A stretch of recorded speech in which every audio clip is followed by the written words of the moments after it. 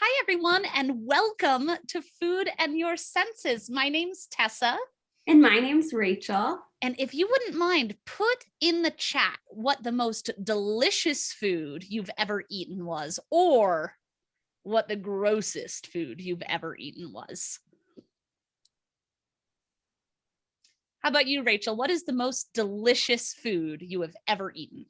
Oh my goodness, that is such a hard question. I think my favorite was a pizza I had for my birthday, and it was homemade, which was very fun. And we had pesto on it and tomatoes and spinach and all of my favorite toppings, plus a ton of cheese. What about you, Tessa? What was your favorite meal? I remember when I was a kid for my birthday, we would always go and eat fondue. And you really can't beat a bucket of cheese or a bucket of chocolate, in my humble opinion. That is true. For those of you just joining us, our question is, what's the most delicious food you've ever eaten, or what's the grossest food you've ever eaten? Go ahead and put your answers in the chat, and welcome to Food and Your Senses. We're so excited to have you here. And Tessa, tell me, what about your grossest experience? What's your grossest food experience? I mean, there's so many. I was one of those kids that when I was little, I just ate a lot of bugs, and not always the cuisine bugs that are becoming popular these days. I would just, be grabbing grasshoppers out of the field. Gives you a picture of who I am. And that wasn't always the most delicious. Oh, that does not sound great. You didn't even have any. I really don't advise it. If there's anybody here who might have eaten bugs from the field, please don't. How about you, Rachel? What's the grossest food you've ever eaten? I love the fact that you never even had any dressing to go with that grasshopper. You were just like, pop it right in the mouth. Like, yeah, absolutely. Totally. Oh my gosh. My grossest food was actually while I was traveling, and we got served this beautiful appetizer of gourds. And I usually am a huge fan of gourds, but this one was a bitter gourd, which I had never ever tried before. And I never want to try it again. Not my favorite. And if you're just joining us, my name is Rachel, and Tessa is here as well. And we are asking, what is your favorite food experience or your grossest food experience? Share it with us in the chat. And I noticed that in the chat, Lindsay has said that her best food experience, the yummiest thing she's ever eaten, is cherry pie. But on the other hand, her grossest food experience is rotten fish. Ooh, does not sound good. No, and it sounds like there's a story behind that too. Yeah. I wonder if she ate that rotten fish by chance, or if it was kind of a prepared rotten fish experience. Yeah, you have to hope that she did not know what was going to happen then. So if you're just joining us, please share in the chat what your most delicious food experience was, or what your most disgusting, grossest food experience was. And welcome to Food and Your Senses. Oh, I love that. My sister has a story of eating a potato and like cream soup that had been in the fridge for a little bit too long. But she kept eating it. And so every day she would have a stomach ache and wondered why she had a stomach ache. And finally her roommate was like, it's because that expired 10 days ago. Ugh, yuck. Some really gross food stories. And if you're joining, just share your yummiest food experience or your grossest food experience. We'd love to hear them both. As a kind of an intro to this event. I noticed that Julie here in the chat says that her yummiest food experience was vanilla cupcakes and pizza. And just talking about that, I feel some of those salivary glands start to activate, and I can just imagine how delicious that would be. Yeah, I want that for dinner, actually, and dessert, of course. Or maybe vanilla cupcakes for dinner too. Who knows? Definitely. Though Julie, or 7 years old, also says that her grossest food experience was garlic. Oh, I love garlic. Oh, I'm sorry, Julie, that you didn't have a good experience with it. Garlic is one of my favorites. And did you know that there are actually a ton of different types of garlic and they all have different flavors? It's one of my favorite food facts. All right, well, let's get started with the program. For those of you joining us just now, my name is Tessa Nelson, and I am an educator performer at the Denver Museum of Nature and Science. And I'm Rachel. I'm the director of the Museum of Food and Culture, which is a brand new museum in Colorado that I'm so excited to share with you. We are excited about all things food, including history, culture, and personal stories. We're currently only doing virtual events due to the pandemic, but we're really excited to be here doing this with DMNS. So thank you so much for joining us tonight. We are going to have a whole lot of amazing experiences, all based around taste and flavor.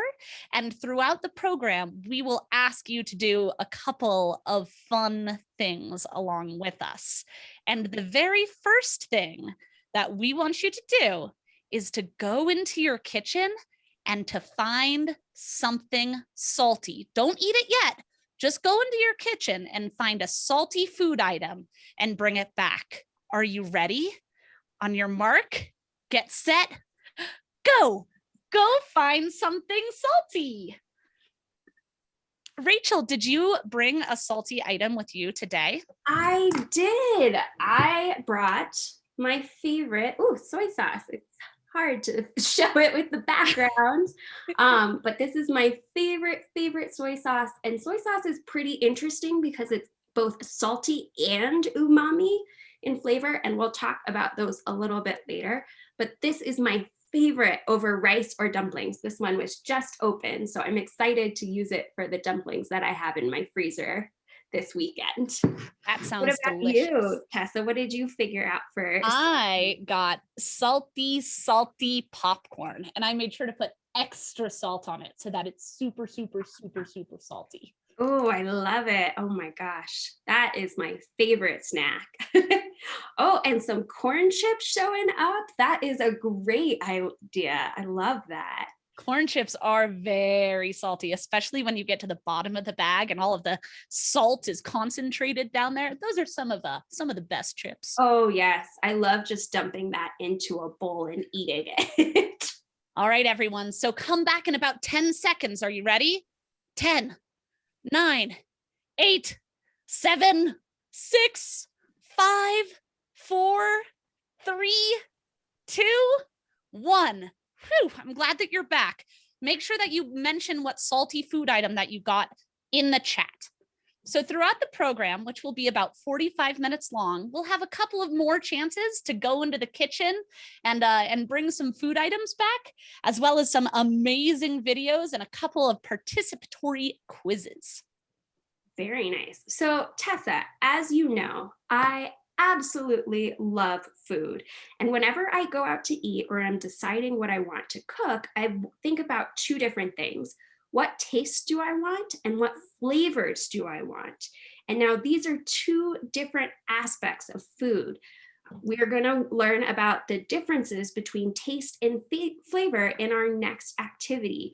So this first activity is going to cover these key differences and why we crave some of these tastes. So let's tune in to the video about taste and flavor. Say you're eating an ice cream cone, and I ask you what the flavor is. What would you say? Well, chocolate, vanilla, strawberry, these are all familiar flavors. But what if I ask you what it tastes like? How is that different?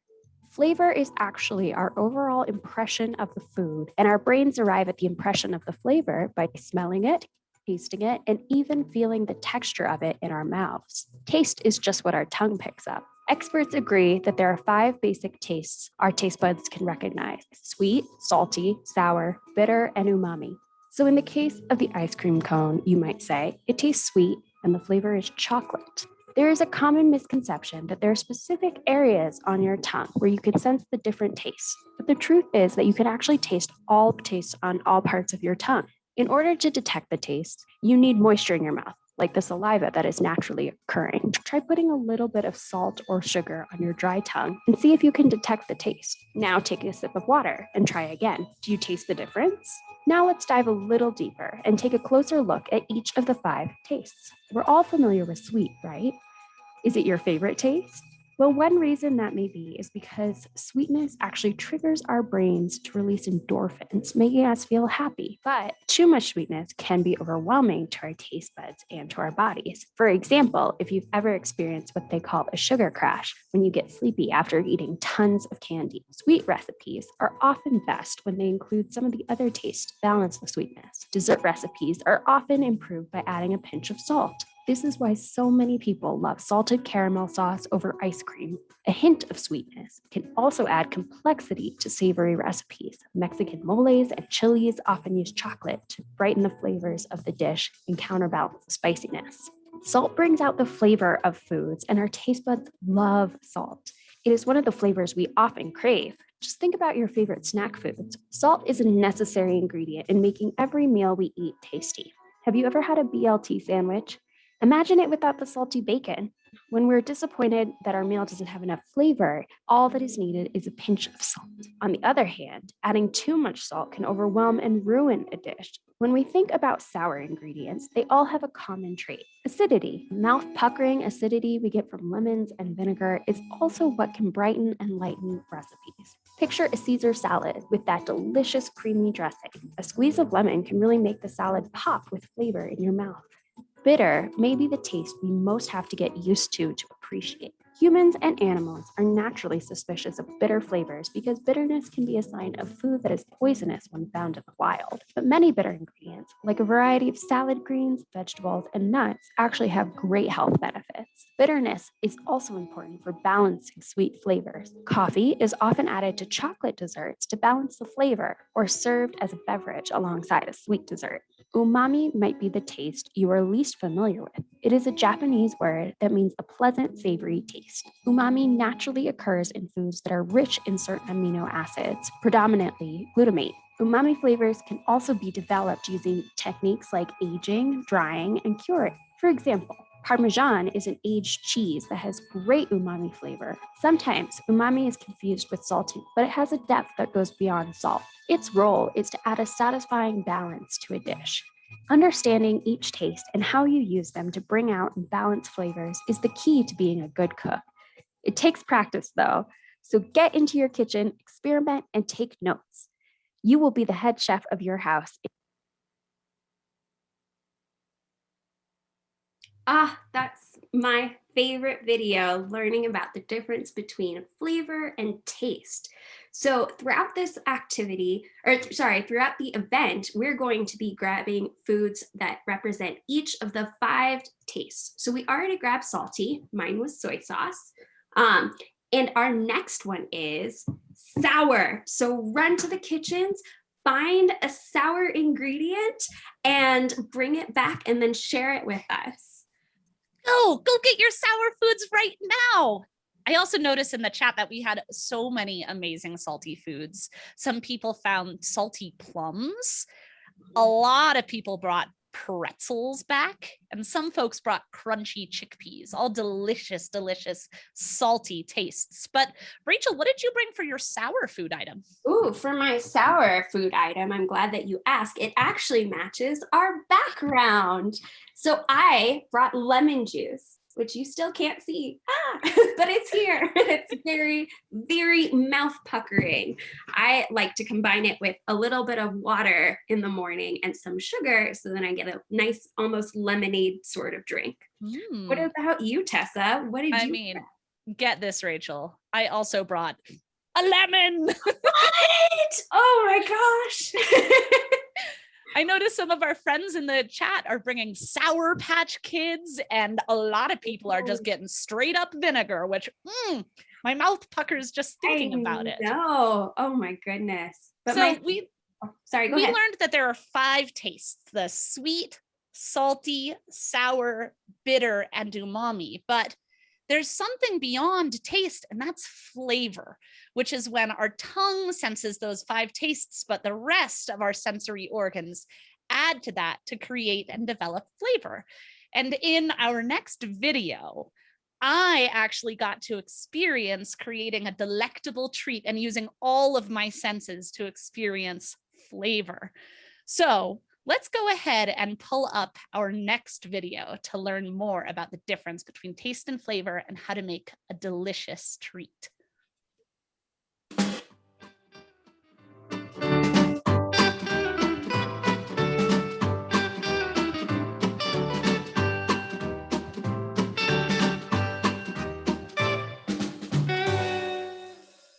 Hi, everyone. My name is Tessa, and I am an educator performer here at the Denver Museum of Nature and Science. And today, we're going to be using our 5 senses to explore a delicious treat. Our senses help us experience the world around us. For example, our sense of taste will help us experience the delicious flavors in the treats that we are about to make. And that will be aided by our sense of smell, which will help us pick up the tasty aromas of the melting components of our treats. And our sense of hearing will help us listen for cues that things are done. And our sense of hearing is also helpful in the world around us to let us know of warning signs or to listen to our friends laughing at our hilarious jokes. Our sense of touch helps us experience hot and cold and sticky and pulley and smooth and soft. And of course, our sense of sight helps us see the environment around us. Though, actually, right now, I don't know where I am. That's better. So let's explore with our 5 senses a delicious treat. My friend Kimmy, a chef here at the Denver Museum of Nature and Science, will help show us the way. Kimmy, thank you so much for agreeing to teach us how to make these delicious cereal treats today. Absolutely, Tess. I'm excited to do this. I noticed even before we begin, just looking at these ingredients is a feast for the senses. There's this colorful cereal and these squishy marshmallows. Yep. Everything in the kitchen has so much fun texture and shape and pliability to it. But we're going to make some treats today. So you can make this with any kind of cereal you like. So if you want to go gluten-free, go gluten-free. You are going to need a grown-up with you to do this, just to make sure. And we are going to go ahead and just start making the treats so you can see how to do it. So we have a pound of butter here. Unwrap it and throw it in the pot. All right, butter into the pot. Oh, it's so slippery. It is. And as soon as it gets in there, you can already start to see it's going to start melting. So as soon as you start to add heat to it, it starts to melt down and it's going to eventually become brown if you leave it long enough. We're not going to do that though. And it'll have a nutty flavor to it. Ooh, I heard, is that the Maillard reaction? It absolutely is. It's how it changes when you add that heat to it.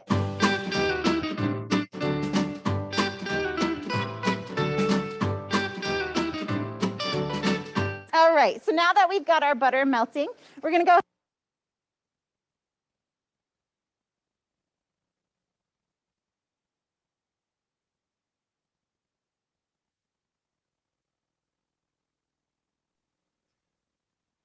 All right, well, it looks like we're having a couple of technical issues with our video, but that is a-okay.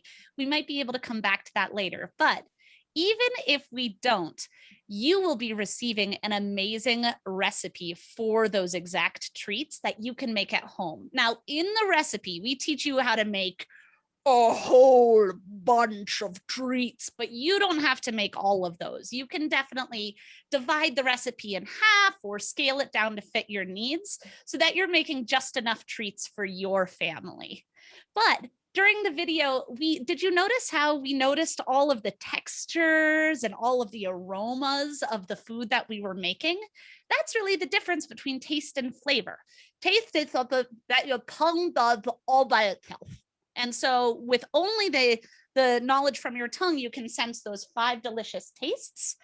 But using all of your other senses, you can really get the flavor of everything. So our next activity is to run into the kitchen and go find something sweet. Usually this is people's favorite taste to find. So find something sweet like maple syrup. You could do apples, orange juice, sugar, honey. There's so many options. So go find something sweet that you like to eat. I noticed that the Gates family has already brought some honey back. That was so quick, Gates family. Oh, and cream puffs. That is a great idea. Oh, I wish I thought of that one.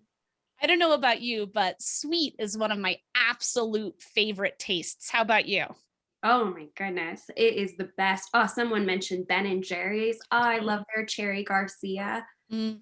Oh, And fish food. Oof, one of my favorites. yum. Oh, Which- Girl Scout cookies. Which sweet treat did you bring, Rachel? I ended up bringing maple syrup, which is my favorite because I love to eat pancakes in the morning. Oh my What goodness, about that's you, Tessa?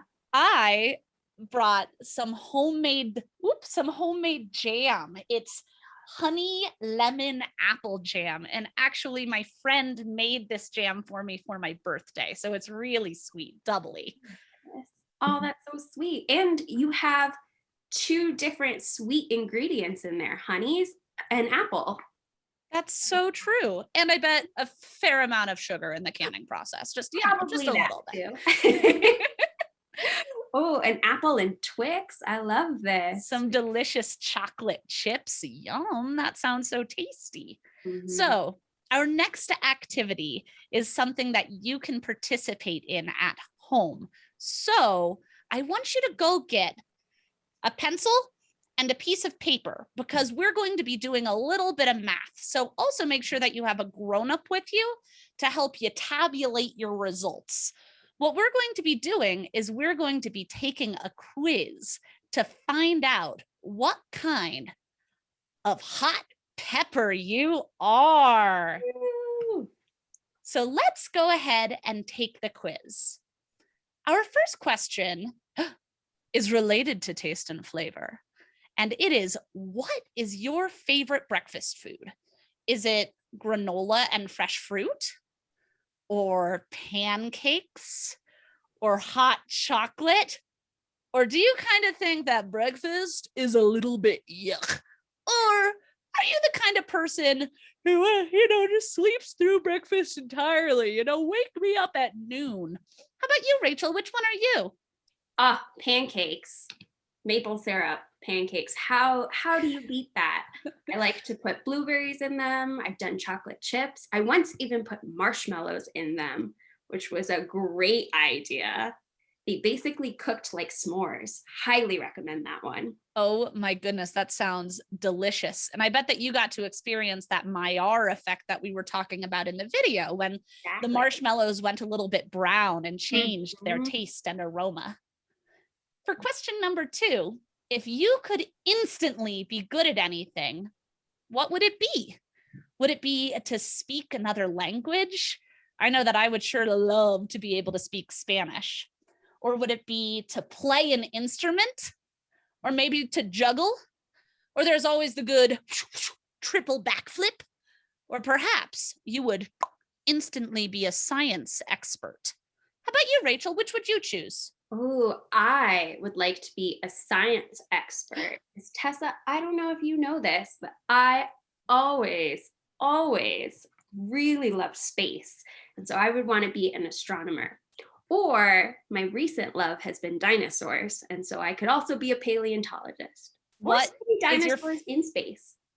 Dinosaurs in space. I Yes! know. Hope that's a thing. For question 3, we have, which animal is most like you? Are you like the slow moving sloth? Or are you like the playful dolphin? Or are you like the majestic eagle? Or perhaps the sneaky tiger? Or maybe the rattlesnake? What do you think, Rachel? What animal are you? I think probably dolphin because I love to swim and be in the water and splash about. That just sounds like so much fun. Mm-hmm. All right. I hope that you wrote down all of your answers because now it is time to tally our scores. So it's written a little bit small here, so I'll make sure to give you the numbers. So if you chose granola and fruit, write down number 1. If you wrote down pancakes, write down number 3. For hot chocolate, write 5. For yuck, write 2. And for wake me up at noon, write 4. On to question 2. If you said speak another language, 2, play an instrument, 3, juggle, 4, triple backflip, 5, science expert, 1. And for question number 3, if you chose sloth, write 1, dolphin, 2, eagle, 3, tiger, 5, and rattlesnake, 4. Now go ahead and add your 3 numbers together to give you your overall score. I'll give you about 10 seconds.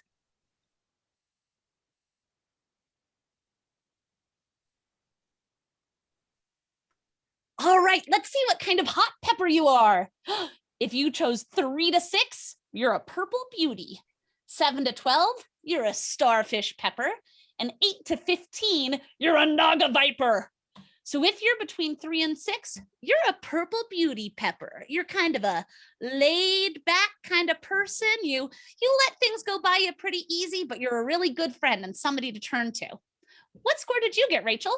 I actually got the purple beauty pepper score, which Oh, I think my goodness. perfectly because I like spice, but not all the time. And my favorite color is purple. That sounds amazing. Mhm. If you were in the next bracket, you are a starfish pepper. You're a little bit spicy. You tend to get things going. You like to play outside and play with others. You are really a go-getter and you can be the life of the party. Does that relate to you? If you got that middle bracket, do you think that you're a starfish pepper?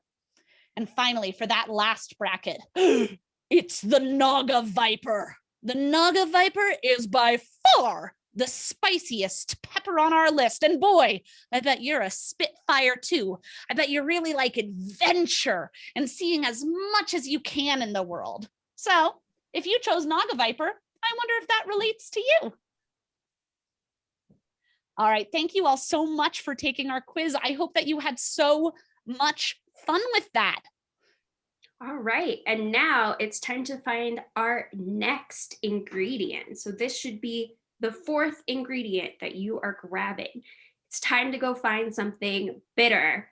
So run to the kitchen, find something bitter like cocoa powder, tea, coffee, a lemon rind, and come back and tell us what your bitter ingredient is. Go find something bitter. So Tessa, what did you pick for something bitter? Well, mine's not the most bitter thing I have in my kitchen, but it is one of my very favorite ingredients. I chose arugula, which is one of those delicious bitter greens. I'm noticing that some folks in the chat are bringing tea and coffee, which are also bitter. How about you, Rachel? What did you choose? I got cocoa powder. I love the cocoa powder because when I combine it with the sweet taste, it makes an excellent hot chocolate. That sounds so tasty. Mm-hmm. Oh my goodness, so many of our panelists are bringing back coffee. Do you like coffee, Rachel? I do like coffee, but with a good amount of sugar. Oh, and somebody brought in a lime rind. Oh, that sounds very tart too. Sure does. Mm-hmm. Oh, fantastic. And baking chocolate. Wow. All right, so I think it's time to move on to our next activity, which is about spice painting. So for this next activity, I asked my good friend Ryan to use spices to create a colorful and flavorful painting experience with his daughter, Evelina. I recommend watching this next video to see how it's done, and then we'll send you instructions and you can do it yourself after.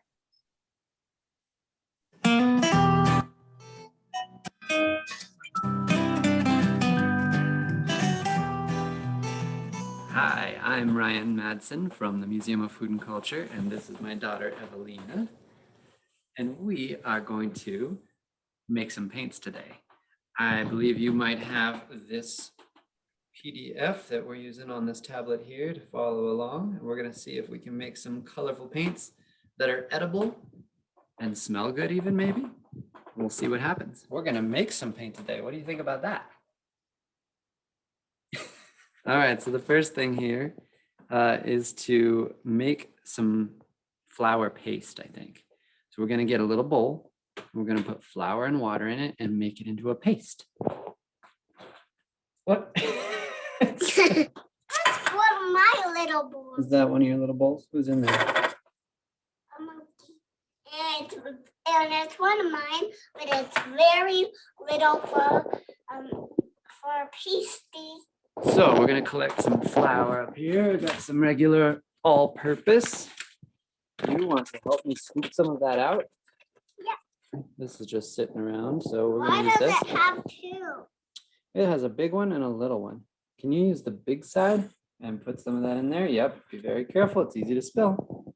Good job. Yes, maybe two more. Good. Perfect. Okay, now we got to figure out how much water to use to make that into a paste. Evelina, how old are you? You got it. We'll start by adding the same amount of water as flour. Use the big one, just like we did for the flour. Oh. Yep. 1, 2, 3. Is that going to be enough, do you think? Let's try stirring it. I have a Oh, you have a little spoon. Great. Okay. Good work, sweetie. All right. It looks like that is going to be a pretty thick paste. So we need some more water. Should we try 2 more scoops of water? like just a little one and then a big one. Let's use the big one. Let's stick with the same measurements so that we know what we've done.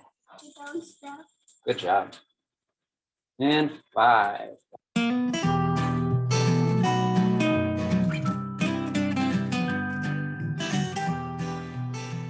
Hi, I'm Ryan Madsen from That was so much fun. And they made such incredible colors.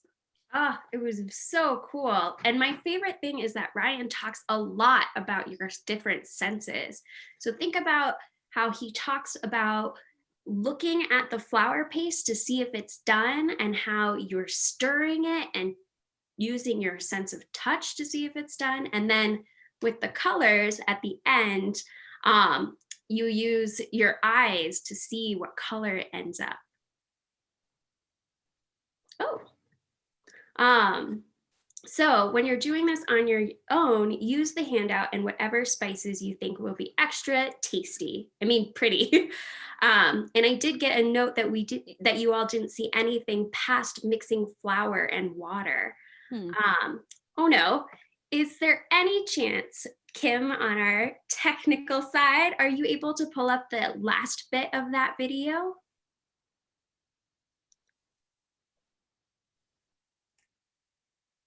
Let's go ahead and let's go to our kitchen and find our very last flavor. And then maybe we'll come back to some of our incredible videos. So umami's kind of a tricky taste. Rachel, what does umami mean? Ooh, it means a pleasant, savory taste. So it's something more than salt, but has some richness to it. So think like a nice bit of fleshy tomato or some soy sauce or Parmesan cheese. So I think it's time for people to go and find something umami. Go find something umami. Everybody run to your kitchen and find something umami. What umami taste did you choose, Rachel? Ooh, I ended up choosing dried shiitake mushrooms. And I love these because mushrooms have a very umami type taste with their richness in there. And so whenever I'm doing stir fries, it can really balance the ingredients. What about you, Tessa? What umami flavor did you? Well, I found some never before opened red miso. And I just, from having tasted miso soup in the past, I'm pretty sure that has that deep, savory flavor of umami. Is that right? That is right. That coupled with the salty, it could go for either. Oh, and some other people are pulling up some mushrooms. Fantastic. I noticed a question in the chat too. Is licorice umami? Ooh, that is a good question. I don't think licorice is quite umami. I'm sorry. I think that one's a little bit more savory, or sorry, more sweet. But a meatball would be umami. So Tanya, go ahead and grab that meatball. That will totally work. Oh, and Parmesan, great ideas. Awesome. So now we should all have 5 ingredients on our table or workspace. So we are finally going to do my favorite part, which is the tasting.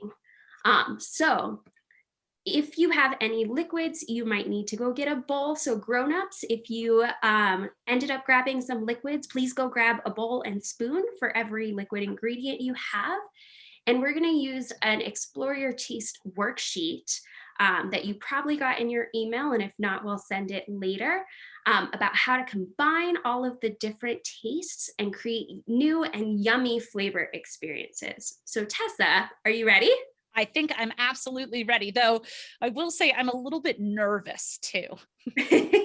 No need to be nervous. You're just going to have a very exciting experience with your tongue. So let's start with sweet. So, what sweet ingredient are you going to taste, Tessa? I have my homemade jam. Awesome. All right. Well, I'll start you off easy. Will you try it on its own and see what you think? So everybody feel free to try your sweet ingredient. Pick up what your tongue is doing, reacting to that sweet ingredient. That is delicious. I even feel a little tingling in the back of my teeth. Ooh, nice. All right. And now what about salty? So what salty ingredient did you choose again, Tessa? Will you remind me? I chose popcorn. Okay. So why don't you try that on its own and let me know what you think is different. It's delicious, first of all. It's nice and crunchy. Sometimes I have trouble finding just the taste without the flavor because the other senses play such a big part. But I do feel almost like little sparks on my tongue of salt. Ooh, nice. And one way to identify just the taste without the flavor is by pinching your nose while you're trying it. Now I'm going to ask you to combine your sweet and salty ingredients. Oh my goodness, this is so much fun. So jam and popcorn. Jam. Popcorn.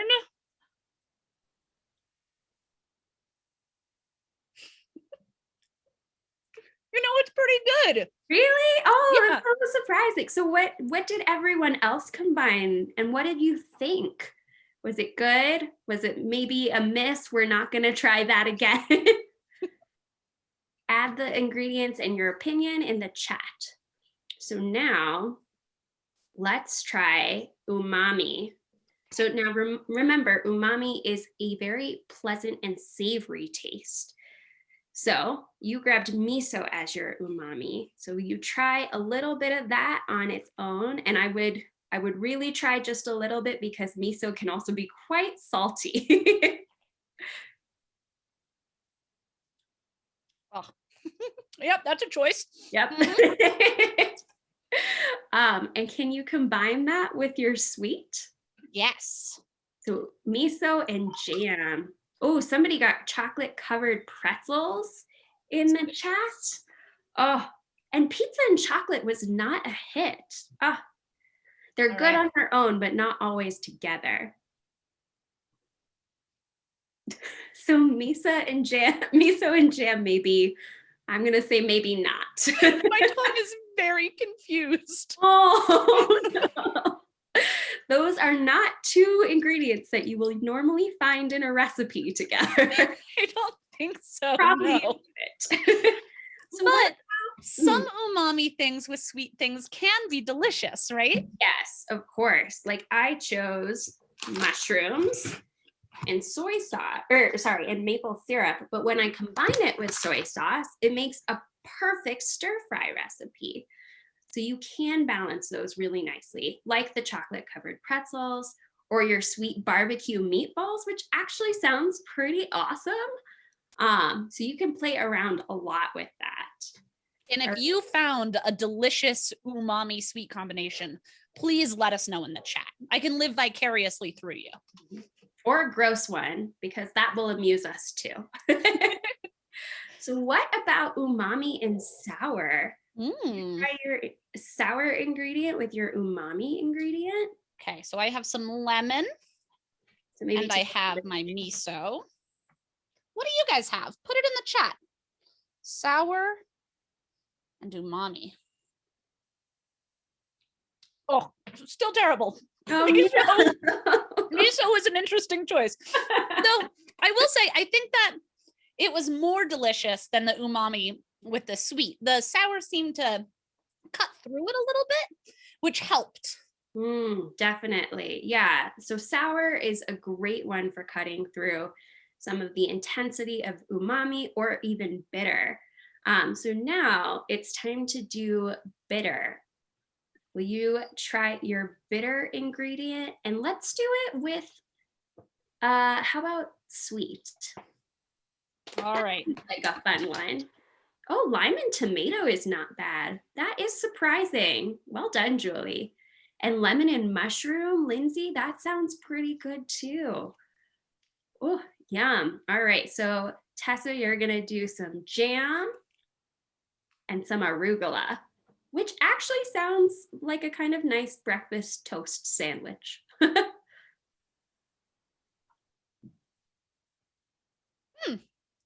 that's pretty good. Yeah. And arugula is a little bit peppery too. So I bet that the sweetness of that plays off really well. Nice. I didn't know that we could do so much experimenting just with food from our kitchen. Oh my goodness. Yes. And the best thing is you can just mix and match different combinations, and maybe you'll find something that you want to eat for dinner tonight. All right. So remember that you can combine all of these tastes to make weird and new taste experiences. And we'll send out a worksheet that will help you keep going by mixing and combining all of our different 5 tastes. I love those flavor combinations. I also love the flavor combinations that we created by making our treats from earlier. So let's take another chance at that video and hope that you guys can see our delicious treat making to its completion.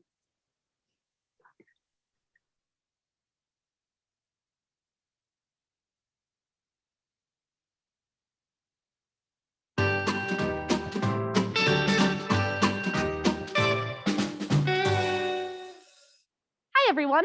My name is Tessa, and I am an educator performer here at the Denver Museum of Nature and Science. And today, we're going to be using our 5 senses to explore a delicious treat. Our senses help us experience the world around us.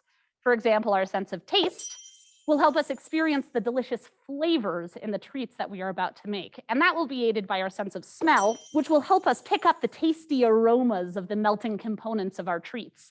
And our sense of hearing will help us listen for cues that things are done. And our sense of hearing is also helpful in the world around us to let us know of warning signs or to listen to our friends laughing at our hilarious jokes. Our sense of touch helps us experience hot and cold and sticky and pulley and smooth and soft. And of course, our sense of sight helps us see the environment around us. Though, actually, right now, I don't know where I am. That's better. So let's explore with our 5 senses a delicious treat. My friend Kimmy, a chef here at the Denver Museum of Nature and Science, will help show us the way.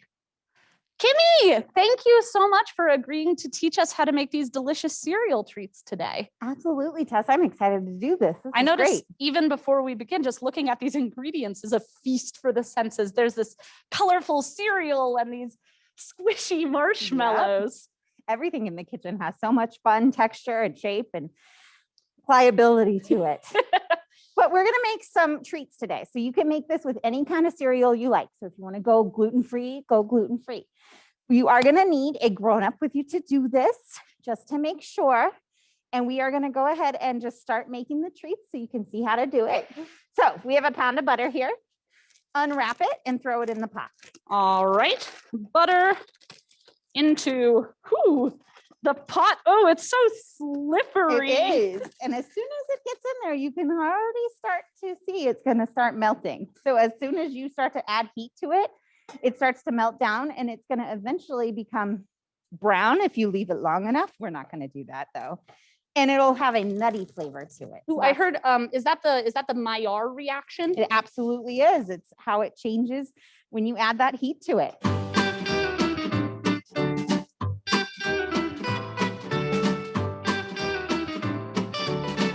All right, so now that we've got our butter melting, we're gonna go. Well, that is a-okay. It looks like we're still experiencing some of those technical issues, but not a problem because we will have those videos available for you to view elsewhere. In addition to our spice video, if you had any technical problems with that.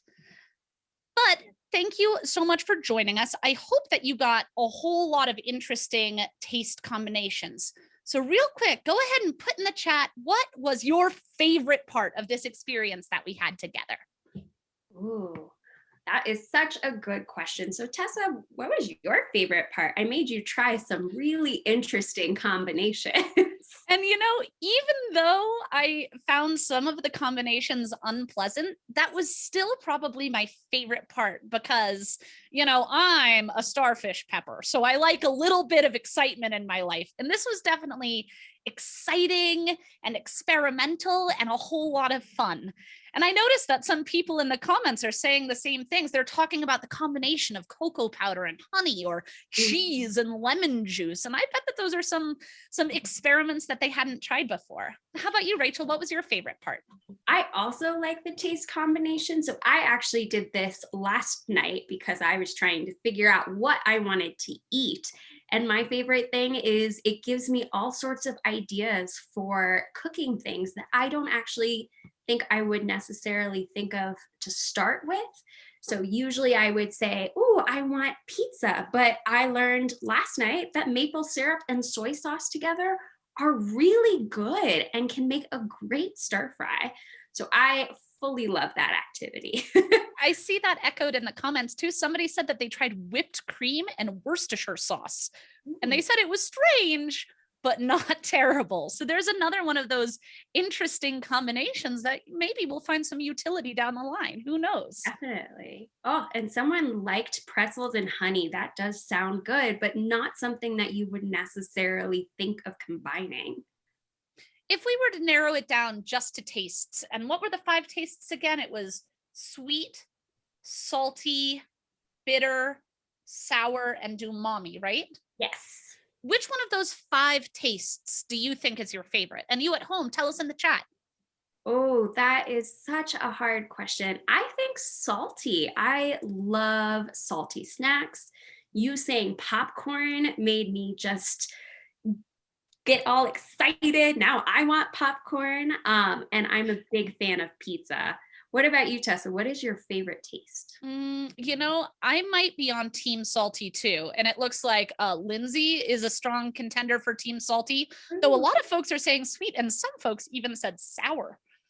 Oh, interesting. Oh, and that actually, the person who likes sour is my friend, and she likes to eat lemons raw. And that is too much sour for me. Makes me pucker just thinking about it. Yeah. And then we talked about how taste and flavor are different because taste is the thing that your tongue does on its own, but with flavor, you add all of the rest of your senses. If you had to choose a favorite sense, what do you think your favorite sense would be? Oh, this is such a hard question. I think I really enjoy sight. I use sight so much, especially when cooking. It helps me know when things are done, although of course I use smell and taste for that as well.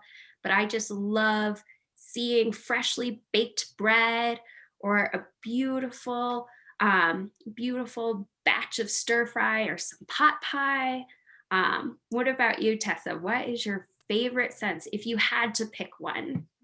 I love sight too, but I think I might choose sound just because I love to listen to music, and without my ears it would be difficult. That's true. That would be a very hard one. Oh, Thank and so you. many people say taste. Yay! Thank you all so much for joining us. I hope that you had a really good time and tried some interesting food combinations. I'm putting a link to our donation page in the chat. So if you enjoyed this program, please feel free to donate to the Denver Museum of Nature and Science or to the brand new Museum of Food and Culture. We are so excited to have you all here, and thank you so much for joining us. And make sure to check your inboxes for those worksheets if you want to continue the fun.